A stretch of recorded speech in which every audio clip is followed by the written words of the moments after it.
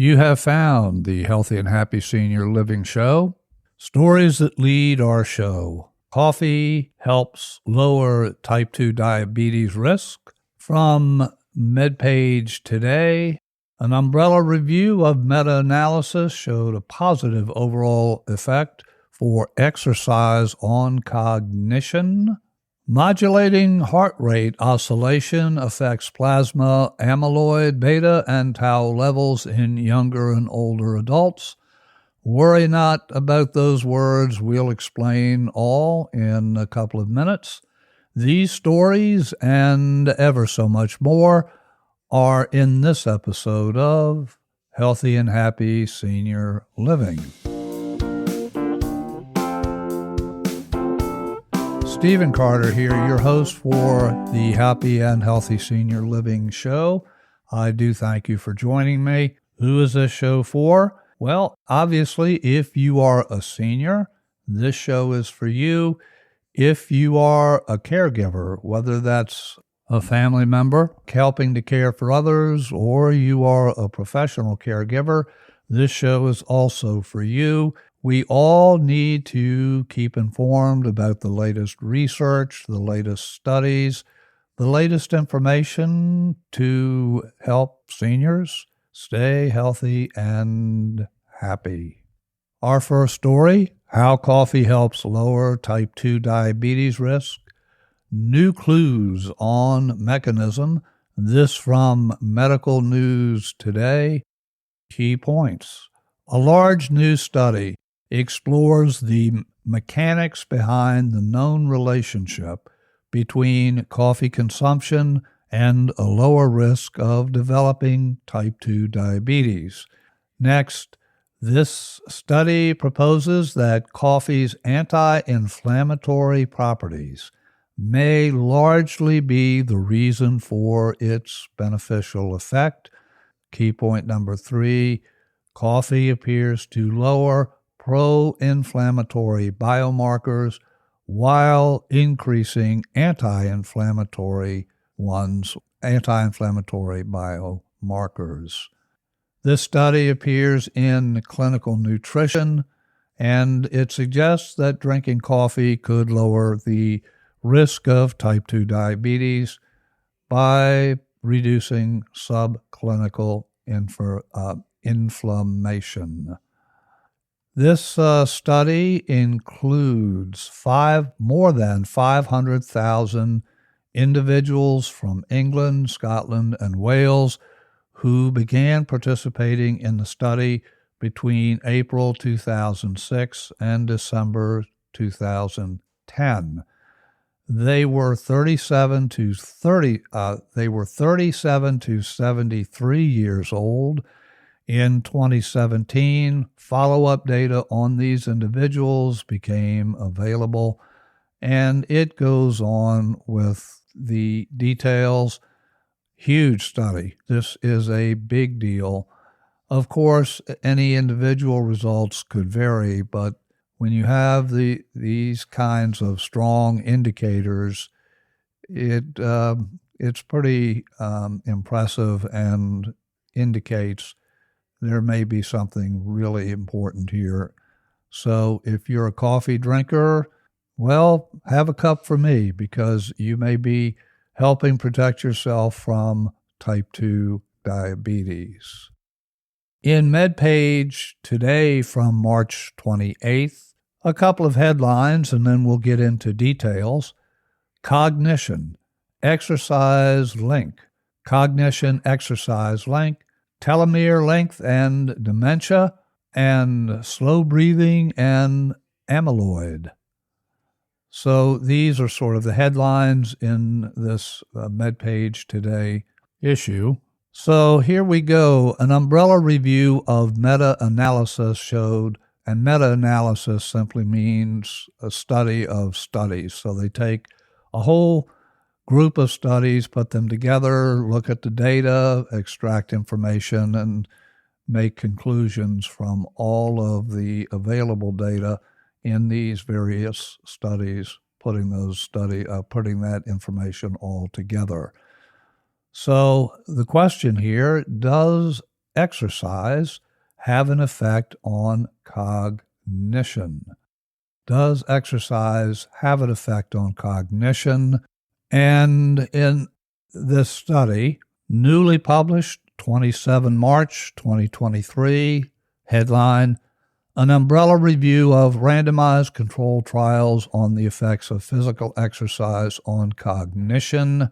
The abstract, extensive research links regular physical exercise to an overall enhancement of cognitive function across the lifespan. Here we assess the causal evidence supporting this relationship in the healthy population using an umbrella review of meta-analysis limited to randomized control studies. Despite most of the 24 reviewed meta-analysis reporting a positive overall effect, our assessment reveals evidence of low statistical power in the primary RCT's selective inclusion studies. Publication bias and large variations in combination of pre-processing and analytical decisions. In addition, our meta-analysis of all the primary RCTs, including the revised meta-analysis, shows small exercise-related benefits, confidence intervals, and it gives the number that became substantially smaller after accounting for key moderators. So the bottom line, these findings suggest caution in claims and recommendations linking regular exercise or regular physical exercise to cognitive benefits in the healthy human population until more reliable causal evidence accumulates. So this study goes counter to the vast majority of studies that I've been following on the benefits of exercise and cognition. My suggestion, and I am not a doctor, I make no medical suggestions whatsoever. For me, I am going to continue operating on the assumption and the results of many, many other studies that do show a high correlation and even a causative connection with or between exercise and cognitive capacity, cognitive benefits. So let's go on here. Next up, modulating heart rate oscillation affects plasma, amyloid beta, and tau levels in younger and older adults. Fear not, we're not going to dive into all of the chemical details here, but there is a takeaway which I will share momentarily. Abstract for this study: slow-paced breathing via heart rate variability, or HRV, biofeedback stimulates vagus nerve pathways, noradrenergic stress and arousal pathways that can influence production and clearance of Alzheimer's disease-related proteins. And then they go on with a whole lot of chemical information related to the study. So let me get here to the bottom line on this study. And vagus nerve, by the way, it's one of the most important nerves in the body, if not the most important. It goes from the brainstem and goes through all of the organs, heart, lungs, etc. So the results. So they're showing basically a very significant improvement for increased heart rate variability versus the clearance of Alzheimer's markers, biomarkers. And the way that you get to that increased heart rate variability is through slow diaphragmatic breath. Slow breath. And what I suggest is a breathing pattern of 4 seconds in, hold just very, very briefly, momentarily, and then 4 seconds out. You can breathe in through the nasal passages and breathe out through pursed lips. You can breathe in through the nasal passages and exhale through the nasal passages. Try to avoid the inhalation with the mouth, but if you have problems with the nasal congestion, then do whatever you need to do to increase your breathing processes 4 seconds in, 6 seconds out, and you will be engaging the what's called the parasympathetic nervous system, which is a way to calm mind and body and increase HRV or heart rate variability. Walnuts for heart health. Medical news today. Headline: Walnuts for heart health, effect on the gut may be key. The key findings here: since walnuts have heart health benefits, researchers from Texas Tech University and Juanita College conducted a study to analyze what impact they have on the gut microbiome. The researchers were curious whether it is possible that the heart benefits derived from walnuts start in the gut. Next, the researchers assigned diets to 3 groups of people, including one group that ate whole walnuts and then tested biological samples from each participant. Next, their findings showed that people who consumed the diet with walnuts had higher levels of the amino acid L-homoargine, L-homoargine in their guts. Finally, since people with lower levels of this amino acid are at a higher risk for cardiovascular disease, this finding showed that it might be possible to improve heart health by making dietary changes that affect the gut. That's an interesting final point, and in this case, it is the walnuts, apparently, according to this study, that resulted in these benefits. By the way, this study and all of the studies that I share are all linked up in the show notes, so I encourage you to have a look at those show notes and go dive into these research studies in greater depth, those that you find of interest. Our next article from CNN: Alzheimer's first signs may appear in your eyes, study finds. This was published March 24, 2023. The eyes are more than a window to the soul.